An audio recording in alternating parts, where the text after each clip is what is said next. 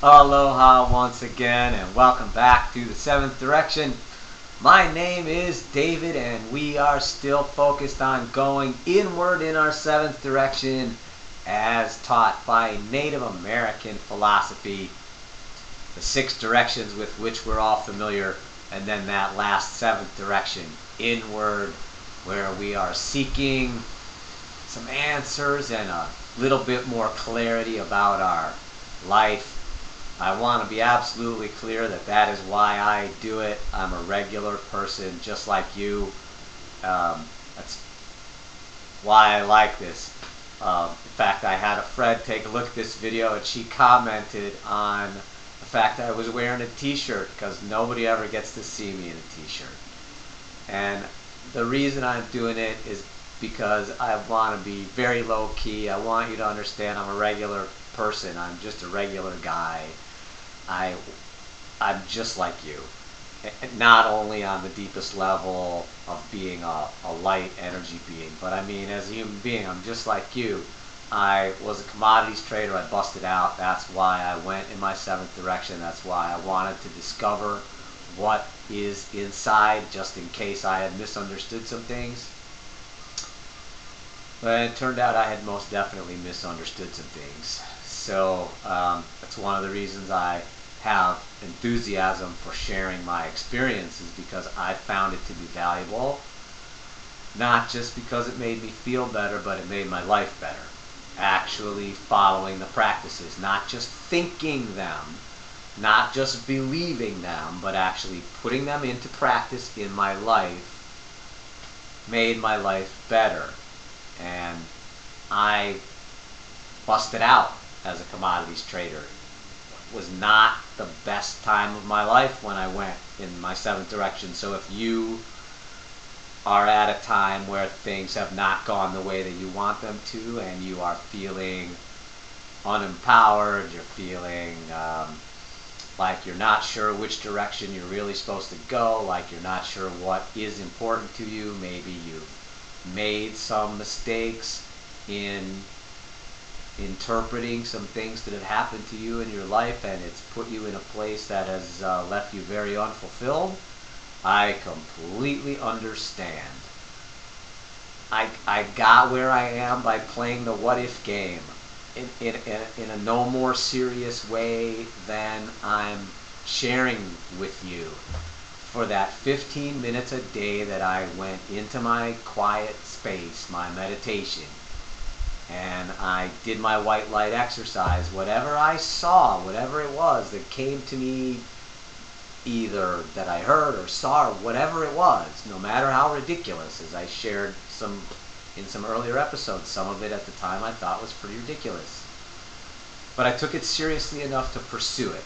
So we all play the what if game in a serious way. We just do it from the dark side. We all worry, what if this or that happens, whether it's globally, what if so-and-so wins this race for president, or guns go crazy, or Putin destroys the planet, or terrorism destroys the planet, or everybody destroys the planet, civilization collapses.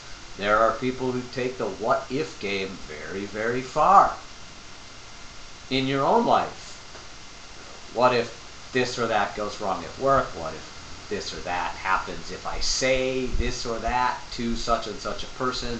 There are all kinds of negative connotations from playing the what if game, and we all play all through those consequences all the time. Well, you can, like most things, find that that's a double-edged sword, meaning you can turn that one in a positive way, and you can play the what if game from a positive way. That is the point of going in the 7th direction. There will be things that you cannot touch, that you simply get a sense of conviction about. And then there will be other things that you can actually have more tangible experiences about. So, for example, if we're taking the idea that we are a soul and a larger being that is, for whatever reason, focusing its energy in your body at this time, and that's what this experience is all about, maybe there's a way of sort of connecting with that more than just intellectually on some level. So one of my favorite ways of doing that is a very simple exercise called the balloon. And to do this exercise, you simply, with your eyes open, you take a nice look around at the real world in which you are living, the real 3D world in which you're living. Get a nice firm image of it in your mind and in your eyes, and then you close your eyes. And you visualize that everything that you saw is on the inside surface of a balloon in which you stand in the middle. So here you are standing in the middle of your balloon, and everything that you see is just the inside surface of this three-dimensional sphere, this balloon that's all around you.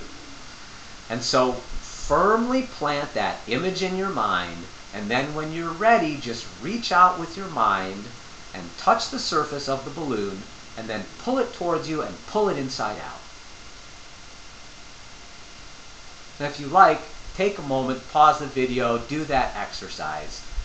And for anybody who didn't, for a brief moment, just feel bigger, well, I only suggest that you do it again, because it does work. It is one of the most unusual physiological sensations that you can get, and you've only gone through a mental exercise. Well, that's very valuable to know. As I mentioned previously, there are kahuna who just going through mental exercises, focusing their point of view, have been able to walk on water, heal people, cross lava, control animals, enter it into hidden spaces, do all kinds of fantastic things. So there's a great deal of power in some of these mental exercises.